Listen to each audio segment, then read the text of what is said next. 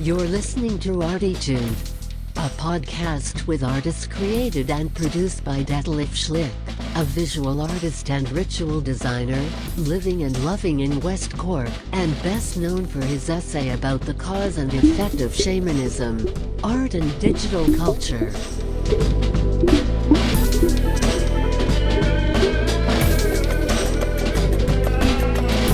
Working in the field of performance, photography, painting, sound, installations, and film, he will dive and discover with us and a weekly creative guest into the unknown and exciting deep ocean of the creative mind.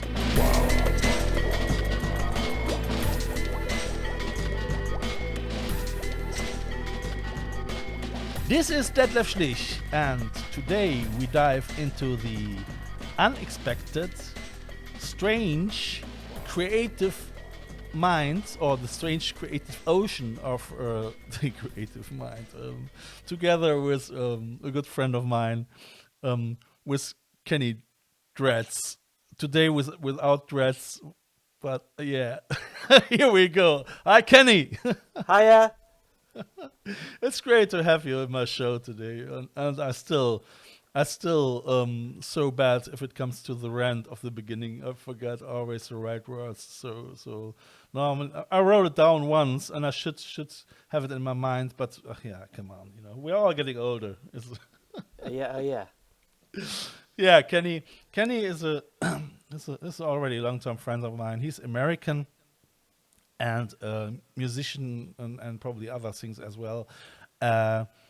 And he's living, I think, between Ireland and America somehow, like that, more in Ireland than in America. I haven't seen him for a while, so I didn't chat with him actually a long time because COVID and all that. So we're gonna do this talk via Skype because it's very awkward to do it personal, one-to-one thing. Yeah. Hey man, hi, great to have you here. This is fun, and thank you for showing me how to do a background of Skype. I never did that before. Yeah, you're looking good with your background. What is it? I follow Twitter. I'm on Twitter. That's the social network I like to use. And today, I can't remember who. I think I follow a woman called Anne Louise Avery. Anne Louise Avery on Twitter, and she's very creative. She does this micro storytelling, but she always puts a photo or photos with each little micro story, and the stories are just Twitter size, so they're very short. And I'm pretty sure this, and a lot of times I'll download a picture I like, and I'm pretty sure this came from one of her little micro stories. Okay, it looks great. I think it's Oxford in 1880 or something like that, in the autumn. Wow, I love it. Cool, man. That's great. So I was trying to find your account via Kenny Dread on Skype. That didn't work, and I found your real name. What is it? It is Kenton Muschenheim. At least you, that being German, can pronounce it properly. Yeah. Can you imagine? Can you imagine growing up in America with a last name like that? Well, how do they pronounce it? Muchen, Muscher, Musky, Muscher, Merkin. I mean, no one could pronounce. It was so amazing that as the years went by in the United States, we had more and more multiculturalism, and more people, let's say from India or some Arab country where everyone has a really crazy long last name, like Chakrabarti or something. And I'll never forget, I once was speaking to customer service person on the phone, and instead of the usual, Mr. Muckin, Mershin, Merkin, Mucky, she just said, "How can I help you, Mr. Muschenheim?" Yeah. It's like, years of multiculturalism had made it so people weren't freaked out by a very long ethnic last name. So yeah, My name is very old. The family was von Muschenheim, which you, being Yeah. German, understand means they were of the gentry or the minor nobility. But the problem was my ancestor Heinrich von Muschenheim. Heinrich von Muschenheim. Heinrich, thank you for the pronunciation tip. Heinrich von Muschenheim attacked his local monastery with a gang. With what? And he did a raid, a guerrilla raid on his local monastery. Because, the church was buying everybody's land and owning Okay. everything. And these small landowners were getting poorer and poorer. Where So was he- it? In Hessen. In Hesse. Hessen. Hessen, yeah. Okay. Yeah, near When, up and when? 1600. Okay. Near where? I write down. I will research it. This is near Braunfels. Braunsfeld. Braunfels. Braunsfeld. Yeah. Braunfels in the county of Solms. Solms.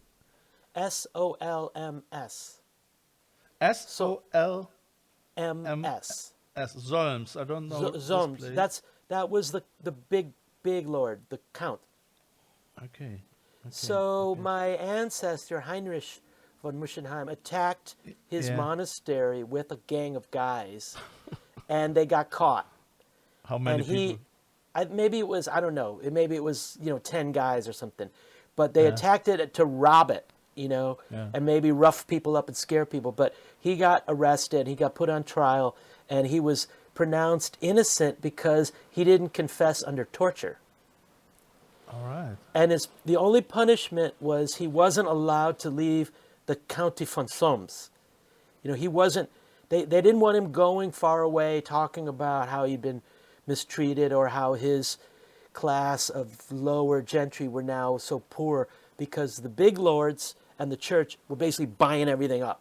Yeah. So but he was the last of the von Muschenheims.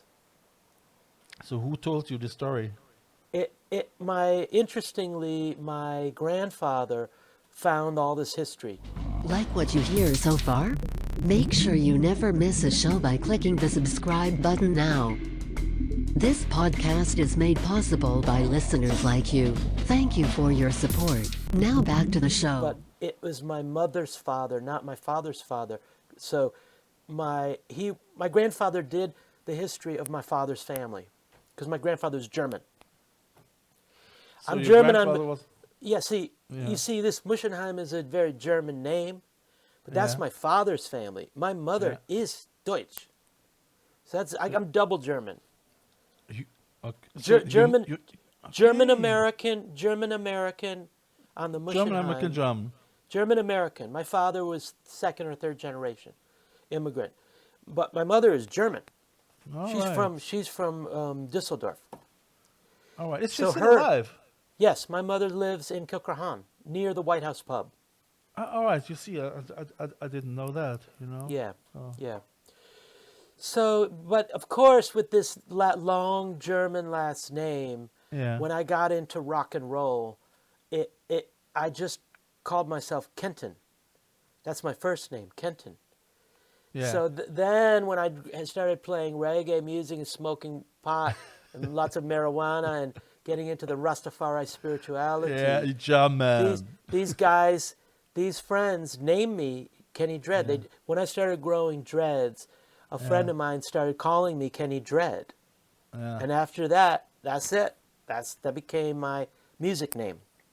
So your real name is Kenton. Kenton. So Kenton Muschenheim. That's what's in your American passport. That's the black people in America say that's my government name. The government name. That's my government name. All right. But there's another little story about my first name, Kenton. Yeah. See, my parents, when they were having the baby, me, they were running around with a guy as a friend called Ken Kaji. He was a Japanese photographer. And they wanted to name me after this friend, Ken Kaji. But see, in Japan, Ken is just a word. It's not like related to names like Kendall or Kenneth or, you know what I mean, or Kenley. Or Proper names for Ken yeah, in English are usually Kenneth or Kennedy or Kenley or Kendall, right? or just Ken. I mean, that's Ken and Barbie, isn't it? Yeah, but that's not nobody's proper name. Nobody. I don't think very many people on the birth certificate have just Ken. Some may. So anyway, they were trying to figure out what the proper name for Ken was, but because my mother is German, they didn't want to name me Kenneth because they don't pronounce th so much in German. They said that the German relatives would all say Kenneth, not Kenneth, because they don't have the th sound. And they thought it would give me a mental problem if I heard some people in the family call me Kenneth, other people call me Kenneth. Yeah. So they found this name, Kenton. And nobody in my family has ever said that word. Nobody ever calls me Kenton in my family, ever. Not once in my life. It's just on my birth certificate. All right. Okay. So, some stories. Yeah, yeah, sure. No, I didn't know that, So no, it's interesting. Absolutely. So you grow up in America. So, are you born in America or? Yeah. Yeah. So Chicago. Born and raised in Chicago. In Chicago, and did you live there over there? We grew up there, and then I lived there again in my 30s. I went back to Chicago, but not related to growing up there. I went back for a woman and lived in the city. I grew up in just outside of Chicago in the suburb, but very nice old suburb on the lake, not like suburb where every house looks the same. So I grew up in the college town of Evanston, which is where a big university is. It's just it's just like Dunleary to Dublin. It's pretty much part of Chicago. Okay. But it's technically a suburb. Okay. So your mother, she was there as well in America, in Chicago with you together, and she loved it as a job being over there. I mean, it was. Well, my mom has lived. She grew up in Germany. She raised 3 kids in America. She worked then for almost 20 years in London, and now she's retired to Ireland. So her life is like chunk, lots of different places.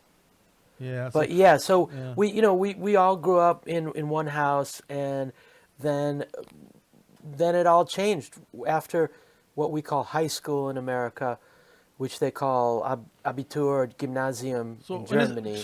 In the 70s, no? So you did your Yeah, I grew up in the 70s, 1970s.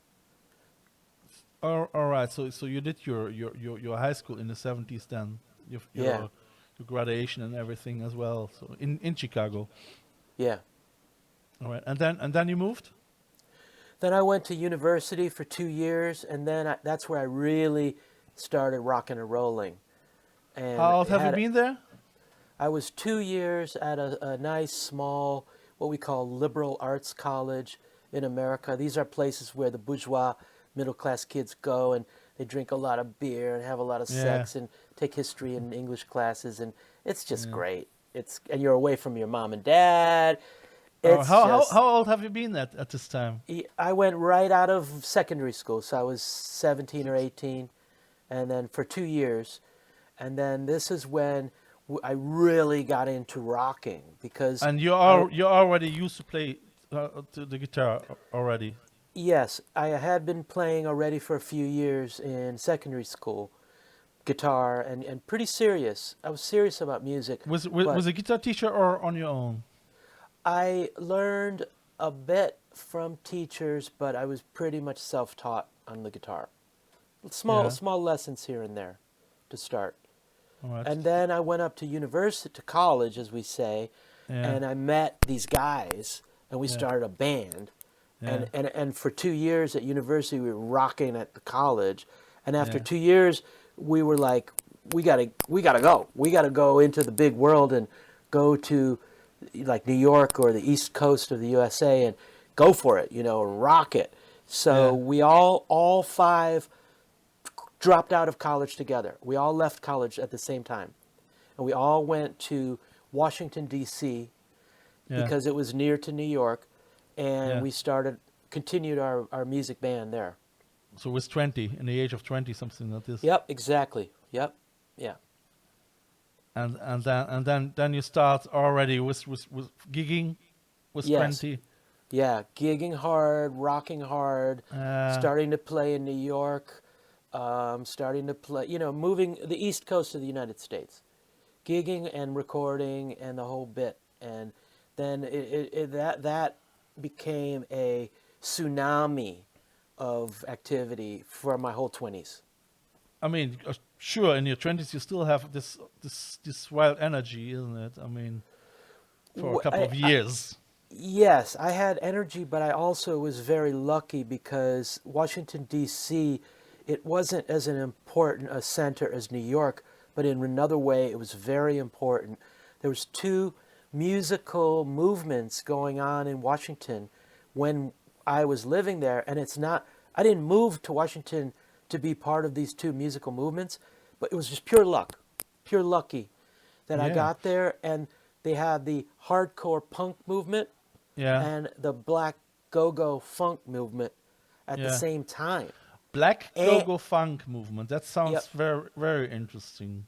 It's fascinating music. And on top of that, they had a lot of Jamaicans there. So I got into the reggae and the Rasta thing. So it was really three cultures, but important music moments of punk rock and black funk. This is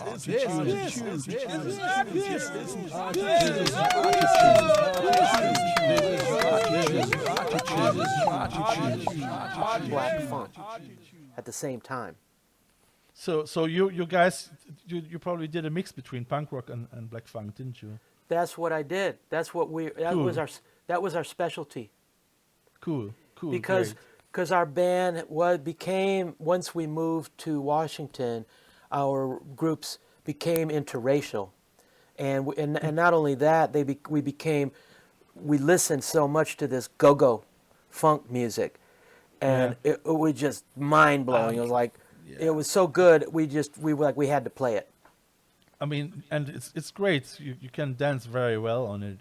I think, my God. I think being on stage was just a big party, wasn't it? It was incredible. It was an incredible moment in time. And like you said, having the energy of being in your 20s, meeting these two musical movements again. Yeah. Yeah, I mean, that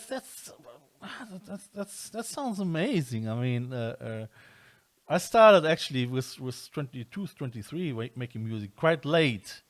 And I've enjoyed it as well, and I mean it was a great time. But how many years have you been together with these guys? Well, what happened was, as I was telling my story, the group that came from the college, we went to Washington, and after about a year, it started to change. Like, different people came in, different people came out. Some of it wasn't so great. Some of it was amicable. Some of it was not amicable, and then the group. Then even to the point where new name, because like the singer changed. We changed singers and stuff. Group changed members and evolved over time, and this this continued the whole decade for me. But there was a through line, and the first group that came from the college. We are on Spotify. I'll send you the link on Spotify. Dear listeners, what we're gonna do, like always, I will put everything what I get from Kenny into my description, and if anyone is interested in maybe YouTube videos or whatever, he can. I have YouTube. I have YouTube links for you. That's great. And you guys, you can listen to it. So. It's great. I mean, so you got material from the 70s, or what is it? From the 80s. From the sure. From the 80s, 70s was T-Rex. Well, 70s was also punk and heavy funk. Not, this was, like, Funkadelic was in the 70s. yeah, and the Gap Band and Brick House and also disco, in the 70s. So there was a lot. I mean, come on, the music.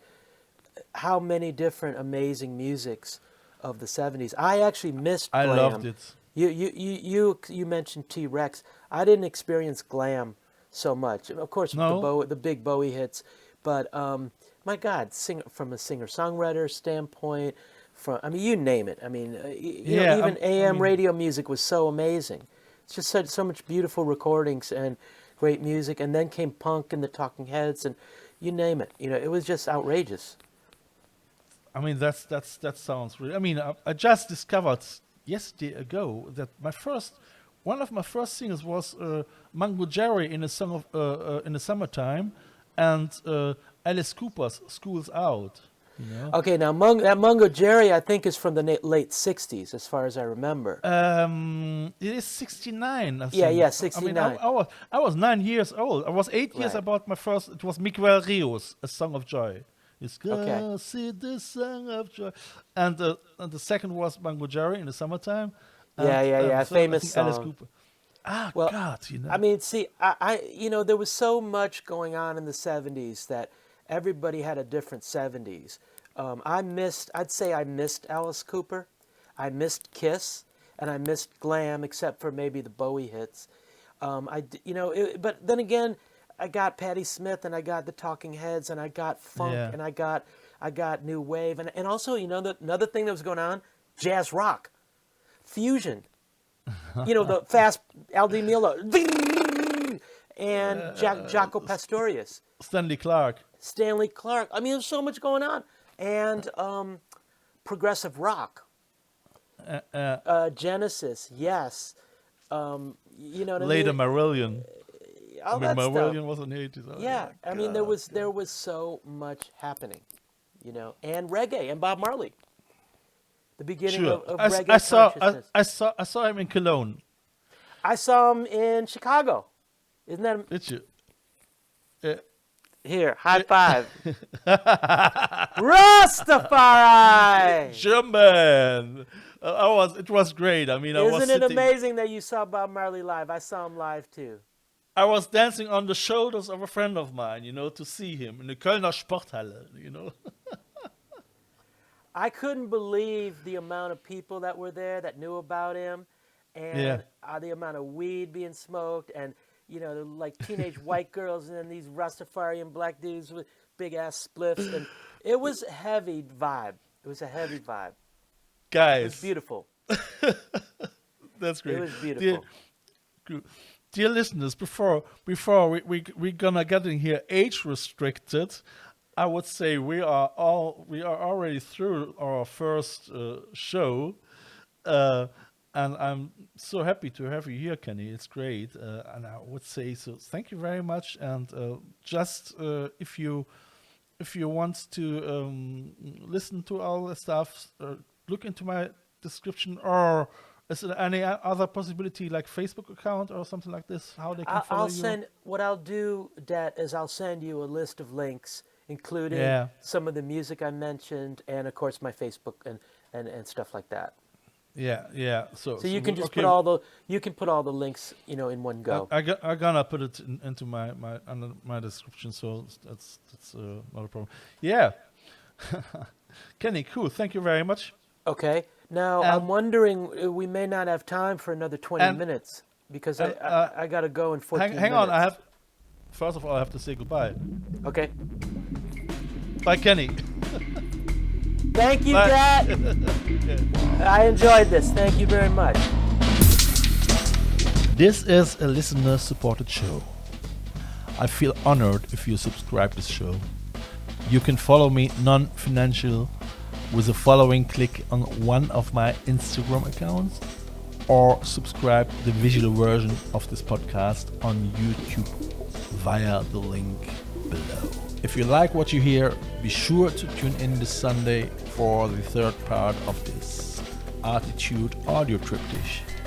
If you want to leave a donation for a coffee or a bus ticket, just follow the donation link via the ArTEEtude podcast account. Eventually, I would like to thank through this medium all my members and listeners of the I Love West Cork Artists Network from all over the world. Just to remember myself that without you, this here couldn't and wouldn't happen.